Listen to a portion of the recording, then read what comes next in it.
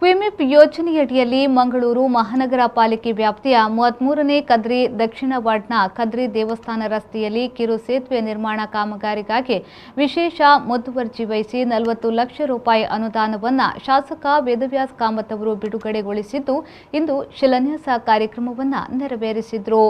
ಮಂಗಳೂರಿನ ಪ್ರಮುಖವಾದ ದೇವಸ್ಥಾನ ಕದ್ರಿ ಶ್ರೀ ಮಂಜುನಾಥ ಕ್ಷೇತ್ರದ ಮುಖ್ಯ ರಸ್ತೆಯಲ್ಲಿರುವ ಸೇತುವೆಯ ಕಾಮಗಾರಿಗೆ ಶಾಸಕ ವೇದವ್ಯಾಸ್ ಕಾಮತ್ ಶಿಲಾನ್ಯಾಸವನ್ನು ನೆರವೇರಿಸಿದರು.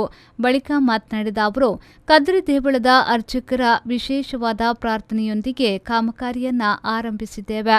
ಇಲ್ಲಿನ ಬ್ರಿಡ್ಜ್ ಡ್ರೈನೇಜ್ ಸಮಸ್ಯೆಯನ್ನ ಮನಗಂಡು 40 ಲಕ್ಷ ರೂಪಾಯಿ ವೆಚ್ಚದಲ್ಲಿ ಕಿರು ಸೇತುವೆಯ ಕಾಮಗಾರಿಯನ್ನ ಆರಂಭಿಸಲಿದ್ದೇವೆ. ಶೀಘ್ರದಲ್ಲೇ ಕಾಮಗಾರಿ ಮುಗಿದು ಜನತೆಗೆ ಉಪಯೋಗಕ್ಕೆ ಸಿಗಲಿದೆ ಎಂದು ಹೇಳಿದರು. ಸೇತುವೆಗೆ ಬಹಳಷ್ಟು ಸಣ್ಣದಾದ ಈ ಒಂದು ಬ್ರಿಡ್ಜ್ ಆಗಬೇಕು ಅಂತ ಹೇಳಿದ ಉದ್ದೇಶ ಬಹಳಷ್ಟು ಜನರು ಇದರ ಪರಿಸ್ಥಿತಿಯನ್ನು ಕಂಡು ಅದು ಯಾವತ್ತೂ ಕುಸಿದು ಬೀಳುವಂಥ ಪರಿಸ್ಥಿತಿಯಲ್ಲಿದೆ. ಆ ಕುಸಿದು ಬೀಳುವಂಥ ಪರಿಸ್ಥಿತಿಯನ್ನು ಮನಗಂಡು ಅದನ್ನು ಸರಿಪಡಿಸಬೇಕು ಅಂತ ಹೇಳಿದ ಚಿಂತನೆ ಒಂದಾದರೆ, ಇನ್ನೊಂದು ನಮಗೆ ಡ್ರೈನೇಜಿನ ಲೈನನ್ನು ಹೋಗಿಸಲಿಕ್ಕೆ ಡ್ರೈನೇಜಿನ ಲೈನ್ ಹೊಸದಾಗಿ ಹೋಗಲಿಕ್ಕಿದೆ. ಆ ಬ್ರಿಡ್ಜನ್ನು ನಾವು ಮಾಡಿಲ್ಲ ಅಂತ ಹೇಳಿದ್ರೆ ಡ್ರೈನೇಜ್ ಲೈನ್ ಹೋಗುವಂತಲಿಕ್ಕೆ ಕಷ್ಟ ಆಗ್ತದೆ. ಅದನ್ನೆಲ್ಲವನ್ನು ಮನಗಂಡು ಅದನ್ನು ನಾವು ವಿಶೇಷವಾಗಿ KWFCಯ ಮುಖಾಂತರ 40 ಲಕ್ಷ ರೂಪಾಯಿಯಲ್ಲಿ ಬ್ರಿಡ್ಜನ್ನು ಮಾಡುವಂಥ ಶಿಲಾನ್ಯಾಸವನ್ನು ಮಾಡಿರ್ತೇವೆ.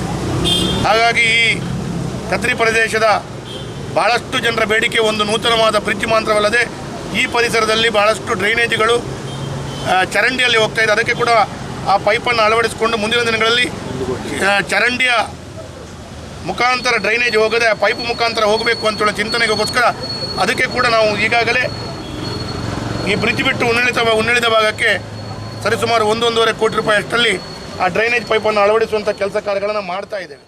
ಈ ಸಂದರ್ಭದಲ್ಲಿ ಮಂಗಳೂರು ಪಾಲಿಕೆಯ ಮೇಯರ್ ಪ್ರೇಮಾನಂದ ಶೆಟ್ಟಿ, ಪಾಲಿಕೆ ಸದಸ್ಯರಾದ ಮನೋಹರ್, ಶಕಿಲಾ, ಸ್ಥಳೀಯರಾದ ಶ್ರೀಕಾಂತ್, ಯಶವಂತ್, ವೆಂಕಟೇಶ್ ಮತ್ತಿತರರು ಉಪಸ್ಥಿತರಿದ್ದರು. ಶರಸಾಲಿಯನ್, ವಿ4 ನ್ಯೂಸ್, ಮಂಗಳೂರು.